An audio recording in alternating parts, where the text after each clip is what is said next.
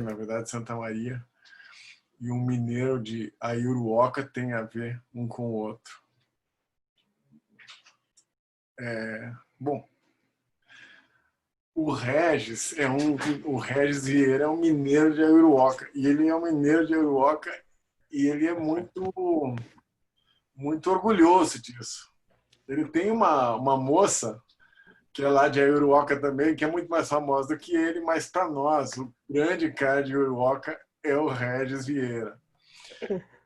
E como é que eu conheci o Regis Vieira? O Regis veio num simpósio, o primeiro simpósio que a gente veio aqui em São Paulo foi junto com o pessoal da Choosing Wisely, que é uma iniciativa maravilhosa também e que merece que um dia a gente talvez se debruce sobre ela, junto com o pessoal da Choosing Wisely. E a gente se conheceu naquela ocasião. E aí o Regis, naquela ocasião, ele era professor de medicina de família na Faculdade de Medicina de Petrópolis. E ele resolveu me levar para lá. E então, assim, em agosto de 2016, eu fui para Petrópolis num evento que o Regis organizou sobre Slow Medicine. Foi um dos primeiros grandes eventos fora de São Paulo que aconteceu versando sobre Slow Medicine. E desde então começou uma amizade que se estende até hoje, né? E o Regis hoje mora com a gente aqui em São Paulo, ele está trabalhando na Faculdade de Medicina do Einstein, organizando a disciplina de Medicina de Família e Comunidade. E o Regis vai nos conversar um pouco. Ele é um apaixonado por medicina de saúde, pela estratégia de saúde da família e pela atenção primária em saúde. Mas ele também é apaixonado por medicina baseada em evidências. E onde é que essas evidências e a slow medicine se entrelaçam? Eu gostaria que você conversasse conosco a respeito disso, Regis. Por favor, a palavra é sua. Zé, que prazer falar com vocês. Eu estou emocionado após as falas e, sobretudo, da Ana, que é sempre um desafio, né, Ana, falar após você. Sou bem mais agitado que a Ana, acho que todo mundo vai perceber. Um grande fã do Zé, ele sabe disso há muito tempo. Realmente eu o convidei aí a Petrópolis e depois disso, acho que foi você que me convenceu a vir a São Paulo, hein? Porque falei, eu quero ficar perto dessas pessoas, porque se a gente é o produto do meio, eu estou melhor perto de vocês. Então, coube a mim, pessoal, muito mais do que resposta, trazer alguns questionamentos que eu tenho me feito e eu acho que eu gostaria de dividir com vocês. O título ficou Um Vírus Baseado em Evidências, só que não.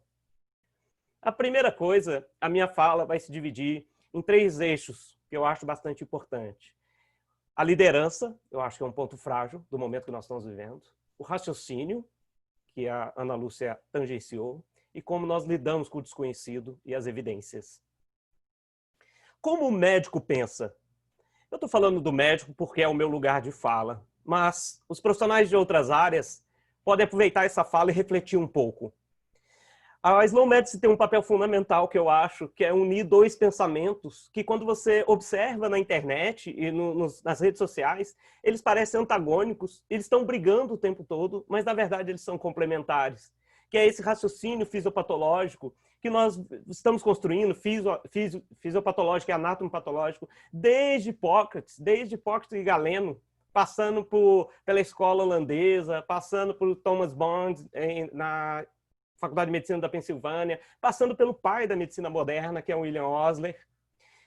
Mas o outro lado da medicina, do tratamento científico, baseado nos estudos, que cobra, né, eficácia, efetividade, segurança desse paciente, que é uma linguagem do pensamento médico muito mais nova. Se nós formos pensar, o profissional de saúde médico, essa história hipocrática e galênica, e vem trazendo até o século XVII com a escola holandesa, XVIII ali com a Pensilvânia, e mais século XIX com o William Osler, o primeiro ensaio clínico que mostrou como é que se trata, né, a evidência do tratamento, foi com James Lind em 1747, quando ele deu o suco cítrico aos marinheiros e provou o conceito, porque ele dividiu em grupos, provou o conceito do tratamento do escorbuto. Vejam vocês que isso passou muitos anos sem ser utilizado, mesmo ele tendo provado o conceito. O que eu acho que aconteceu? É a mesma coisa que acontece hoje. O nosso pensamento, ele está centrado no pensamento anátomo-fisiopatológico, o que foi fundamental, pessoal, para trazer a gente até aqui, com seus erros, com seus acertos. Então, os dois lados não estão errados, eles precisam conversar. O pensamento físio-anátomo-patológico levanta as hipóteses. Os ensaios clínicos adequadamente randomizados respondem às intervenções. Isso é importante a gente parar para refletir um pouco do que está acontecendo. E a Slow Medicine propõe, eu proponho essa reflexão. Vamos nos dar as mãos. Está no momento de acabar essa cisão. Vamos entender qual é o papel de cada um. Não tem ninguém certo ou errado. Nós precisamos conversar. E aí eu acho que, pegando o gancho da fala da Ana, a irracionalidade em relação aos tratamentos, em relação à solicitação de exames. Vejam o que está acontecendo nas discussões. Agora a solicitação de exames de teste rápido sorológico como se fosse um passaporte para sair de casa. É verdade? Existe uma probabilidade a priori desse paciente estar imunizado? Nós não temos evidência disso. Nós não temos evidência de muitas coisas. E aí eu entraria no que a Ana colocou. Qual é a nossa dificuldade como médico que se propõe a praticar Slow Medicine? De se olhar e falar, eu não sei, eu não tenho evidências. Eu não sei o que fazer. Então, muito mais do que trazer respostas, eu gostaria que a gente refletisse sobre isso. O outro ponto que eu acho que é fundamental para esse entrelaçamento do pensamento médico histórico, que eu fui bastante curto, porque nós temos pouco tempo, é entender que você ter um artigo científico não é a mesma coisa de praticar saúde baseada em evidências. O que nós temos visto são as pessoas, elas leem hoje, amanhã elas querem praticar. Elas não têm análise crítica sobre esses dados. Então, o entrelaçamento também da pesquisa com a prática, ela precisa ser fomentada. O que eu proponho? Eu acho que as faculdades de medicina, elas precisam entender que essa disciplina, que você pode dar o nome que você quiser, que na verdade para mim é medicina, não existe esse negócio de medicina baseada em evidência ou saúde baseada em evidência, é medicina, é enfermagem, é psicologia, é saúde bem feita. Agora, o que eu acho que acontece é, muitas faculdades, a maioria, a epidemiologia clínica, ou o nome que você tem aprendido, ela é aprendida lá no seu ciclo básico, depois isso vira um limbo, o profissional é formado nesse pensamento apenas anátomo-fisiopatológico, quando ele se forma, ele é jogado nesse mundo real, no qual o conhecimento prévio dele provavelmente não vai responder todas as perguntas, ele terá que se atualizar, e agora, como é que eu faço? Então, é uma provocação, eu coloco aqui, a quem estiver estudando, sobretudo, aos graduandos, e a quem já se formou, que estamos nesse processo de educação permanente, reflexiva sobre a prática o tempo todo. Como é que nós vamos unir, né, a pesquisa com a prática saúde baseada em evidência? E aí eu acho que nós estamos encontrando, nas discussões de redes, que hoje é o que nós estamos acompanhando, um distanciamento cada vez maior, como se fossem dois profissionais diferentes. Não são. E aí a nossa visão fica muito limitada. Por quê? Eu levo a vida para um vírus que não tem evidência, que é desconhecido. Eu levo a minha visão dicotômica de mundo. Isso funciona, isso não funciona, é a minha experiência, mas não há evidência, porque a sua experiência não vale nada. Se eu fosse você, mas eu não sou você. Então, a minha fala é para trazer o quê? A união dos pensamentos. E tentar entender o seguinte, é um vírus que nós vamos ter que aprender com ele. Isso é a novidade, eu acho, da pandemia. Nós não temos conhecimento prévio que sustente qualquer teoria muito forte. Então, nós vamos ter que aprender o quê? Ao longo do caminho. É aí que entra uma outra reflexão. Quando eu tenho que aprender ao longo do caminho, o excesso de informação é péssimo. Isso fala mais a favor da fast science. Fala muito mais sobre o nosso ego, sobre o nosso narciso, do que sobre a evidência. A professora Raquel Rieira comenta o seguinte, e eu acho muito pertinente.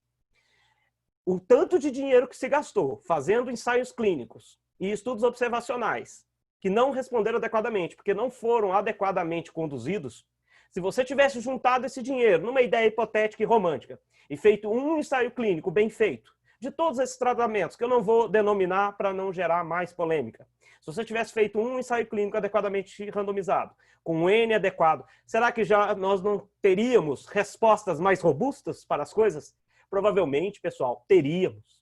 Hoje nós temos um excesso de publicação, um fast size, uma necessidade de ser citado. Isso nos cansa. As pessoas estão cansadas de informações muitas vezes inúteis. O papel final que eu gostaria de trazer de reflexão, Zé, amigos, é o líder. Quando você tem uma crise, e é uma crise que você desconhece o caminho, não há um caminho prévio, seguro, que te leve a uma probabilidade pós-teste alta para fazer, você precisa de líderes claros. E aí, eu pego o exemplo do que aconteceu. Esse texto está publicado pelo Serviço de Medicina Baseada em Evidência de Oxford e muito bem traduzido na página da Oxford Brasil Alliance, o papel da liderança no Covid-19, convido a todos a lerem, que conta a história do que aconteceu no evento do Apollo 13, que era a 7ª missão da NASA, quando ele saiu de órbita, teve um acidente e o chefe, o coordenador-chefe, ele tinha que decidir algo que era novo, não existia nada prévio que o ajudasse, tudo era novo. E aí ele criou essas duas falas. O verdadeiro líder, nesse momento, ele tem que ter uma equipe clara, ele tem que ouvir dessa equipe de forma que a equipe fale a verdade com ele e não apenas o que ele quer ouvir. E que ao encontrar uma fala que é objetiva e que trace um caminho, ele tem uma visão como líder que se chama resistente e competente. E o que para ele é resistente e competente? Competente, para ele, é você continuar fixo no caminho inicial que você traçou, sabendo que você não tem compromisso com o erro. Uma vez você caminhou e você está errado, você está sempre como líder fazendo perguntas e corrigindo esse erro. Ok? Resistente é tentar entender esse caminho, ouvindo as pessoas ao seu lado, o grupo qualificado, e você, como líder, responsável sobre todas as ações, sejam elas dando certo ou dando errado. Aonde eu quero chegar? O Brasil, quando ele fica no meio termo, ele nem faz uma coisa, ele nem faz outra, nós não temos uma direção clara. Isso leva ao que muitos já estão chamando como o Brasil hoje é o caso controle do que não fazer. Essas são as minhas reflexões. Eu encerro agradecendo a oportunidade, muito mais com perguntas do que respostas, e deixo vocês pensando um pouco sobre isso. Essa é a minha visão slow medicine do que tem acontecido. Um abraço a todos.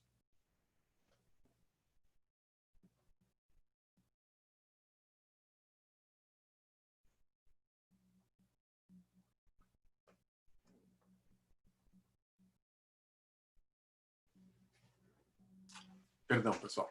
Regis, muito obrigado pelas reflexões. O teu entusiasmo é uma coisa que nos deixa a nós todos da Slow Medicine entusiasmados também. E isso é importante. Mas você fala com entusiasmo de questões profundas. Você fala com entusiasmo de questões que permeiam a nossa prática, a nossa reflexão cotidiana, enquanto médicos e enquanto pensadores. Eu acho que hoje a gente não pode mais se ater ao papel de médico simplesmente como um técnico. A gente precisa pensar também, a gente precisa refletir, e para isso a gente precisa se informar. Eu volto a colocar a questão da infodemia, que é como a Organização Mundial de Saúde cunhou o termo do excesso de informação. Como que você tocou nesse ponto da questão da informação? Como que você vê a slow medicine enquanto uma proposta de um contraponto a esse excesso de informação que a gente tem visto particularmente na mídia e nas redes sociais? Eu acho que a Slow Medicine, eu vou dar um exemplo do que aconteceu com o nosso próprio grupo, Zé, que eu achei muito pertinente. Teve um momento da Slow Medicine, e você vai lembrar, que nós estávamos publicando toda semana. Toda semana nós estávamos publicando. E um dia você fez a reflexão. As pessoas estão lotadas de informação. Nós não precisamos publicar todas as semanas. Nós precisamos publicar aquilo que importa e menos. Essa é a minha reflexão hoje para quem produz ciência nesse país. Vamos parar um pouco de preocupar com a citação. Vamos parar um pouco de lattes e vamos focar em resolver realmente problemas. Acho que essa é a grande questão. E talvez nunca fez tanto sentido a frase menos é mais. Perfeito. O Matias Costa, ele me faz uma colocação aqui, assim, que é importante, assim. Como é que a gente encontra um médico, por exemplo, que seja familiarizado ou simpático pela filosofia da Slow Medicine? E como é que se comporta o paciente slow? Como é que é esse paciente slow? Muito interessante essa pergunta. Eu acho que até o professor Dário brinca muito isso, toda a fala dele. Ele acha que os pacientes estão cada vez mais fast também, né? O paciente slow, na minha opinião, é um paciente reflexivo per si. É o paciente que questiona você. É o paciente que te pergunta por que você está solicitando esse exame. É o paciente que te pergunta por que você está me prescrevendo isso, por que você está me internando, por que você vai fazer essa administração. Acho que começando pelo fim, eu acho que o paciente slow é muito mais reflexivo. Agora, como é que você encontra um profissional slow? Ele está por aí, aos montes. A minha opinião é que ele talvez faça menos barulho. Esse é o meu questionamento e talvez a minha percepção. Ele não faz tanto barulho quanto essa massa fast. Essa questão da identificação do profissional slow é uma questão que nos preocupa também, porque particularmente nas redes sociais você vai encontrar pessoas que se dizem especialistas em slow medicine. Eu estou familiarizado com... A primeira vez que eu entrei em contato com a expressão slow medicine foi em 2010. A partir de 2015 eu venho estudando muito esses conceitos e em 2016 a gente publicou o nosso site. Desde então, essa filosofia, esses princípios têm envolvido a minha vida de uma maneira bastante cotidiana. Se você me perguntar se eu sou um especialista em slow medicine, não. Eu sou geriatra. Eu sou geriatra e clínico geral. Eu trabalho em hospital, ambulatório, são essas coisas que eu faço. Então não existe um especialista em slow medicine. Existem médicos interessados em desenvolver uma medicina que seja sóbria, respeitosa e justa. Existe um médico que está interessado em ouvir a tua história, em criar um vínculo com você, em tentar tomar as decisões mais adequadas, compartilhando a informação e a decisão com você. Então, importante, slow medicine não é uma especialidade. Slow medicine é uma forma de... talvez um estado de espírito. Muito mais, se você me permite, concluindo, é muito mais uma filosofia, não é verdade? Uma filosofia de entender a medicina. Regis, muito obrigado pela tua aula, acho que foi fundamental.